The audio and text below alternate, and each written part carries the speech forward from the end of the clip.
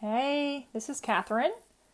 I'm going to share a card with you today that I made using a sketch from My Favorite Things. It's the weekly sketch, and I pulled out this stamp set, Stars Above, from My Favorite Things that I haven't used yet. I think it might be retired too. So I shopped my stash for a set to use, and I'm going to start this card off by doing some ink blending. I've got some Bristol cardstock smooth. I prefer the smooth. And I've got 4 distress inks. I'm picking some purples and some darker blues for this card because I'm going to use a sentiment that talks about the sky. So I thought I'd do sort of a sky kind of theme. So I've got my darker purple and then my lighter purple there, lilac. And then I'm going to add in a darker, I think this is like a stormy gray or stormy sky. And then chip sapphire, which is I know a very popular one, but I always liked that one. It's a nice rich blue. So I'm going to do this ink blending and finish that up. And then I'm going to do some stamping on top of it. So I'm going to pull that off. I've got this white pigment ink and I have some stars, a little cluster of stars from a Stampin' Up set. And I'm going to stamp with my pigment ink. And then I wanted to make sure the white shows up. So I'm going to add this Hero Arts white puff embossing powder. It came in a kit a long time ago and it adds this kind of puffy feeling to your card. So I'm going to stamp this all around and I really want it to show up, so I thought I'd put the embossing powder on there. Well, I quickly discover as I pour the powder on there that my cardstock is obviously still damp. From when I ink blended, this was real time and I didn't let it dry. So at this point, I'm sitting there thinking, what am I going to do? Am I going to keep this? I can see that there's still some stars showing through, and I thought I would just emboss it, and maybe it could be kind of like a galaxy exploding in space. I don't know. I thought maybe I could make it work. So this was my card making fail today, and I just wanted to leave it in the video because I am going to use it. And it certainly is not what I had envisioned. But I had just blended all that ink on there and I really didn't want to do it again. I wanted to see if I could make it work. So I've spent the time inking and then stamping and I thought, well, I'll just emboss it and maybe some of it will be covered, but you can still see a little bit of the stars. So I just kind of went with it. And it has that texture to it also, which I thought was kind of fun. So I've got these, in keeping with that sketch in the beginning, there are 2 rectangles in there that are cut the same size. So I cut them from a die. I'm going to lay them out and then I'm going to add some paper so my sticky grid doesn't get ink all over it. I get that, it's a Sizzix product that I love for my MISTI and my stamping tools. I've got a couple of different ones that I've picked up over time. I'm going to use Memento ink instead of my usual Gina K ink. This is an alcohol-friendly ink, but I wanted it to be blue, so I just kind of felt this blue theme today. So I've stamped the 2 of those, and now I'm going to do some coloring. The reason I pulled out my glass mat is I got an email recently from Vanilla Arts.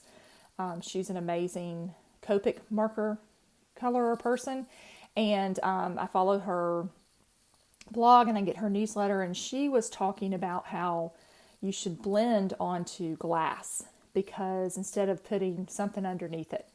So I thought I would try that today and see if I blended any better. I didn't see a big difference, but to be fair, when you're doing it on camera, it's just a little bit different than if you're sitting at your table. So I'll have to try it out, but that was just a recommendation that she had. And I'm going to link, I'll find that blog post and link to it. I thought it was kind of interesting. And also these blues that I chose, they're probably not in blending groups. There's some charts out there. Sandy Allnock has one that I love that I use all the time. I didn't have it handy, where you can choose your kind of blending groups with the Copics. So I colored all of those. I colored those first three, and then I did my second panel off screen. I'm going to use a piece of Pixie cardstock. I'm going to use dry adhesive on this instead of liquid because that embossing powder is puffy, and I'm just making sure that it is indeed dry and ready to be glued on. So I'm going to line this up, and once I get that where I want it to go, press down on it to get a good stick, and then I will trim off any of the excess. And this card panel is 4 inches by 5 1/4 inches. So it's a little bit smaller than the A2, but I'm going to layer it onto cardstock in just a minute. So now I'm going to take some foam and cut that for the back of my rectangles. I want most of it covered in foam to give it a nice shape, and since it's white, I'm just going to kind of fill my backside with it. So all you see is just a solid image. So I'm going to put those down. That's that 6x6 foam, the foam sheets that I use all the time. And I'm deciding where I'm going to place these. I'm going to take the foam off and get it ready. And then I'm going to try and use a ruler that's got that straight edge.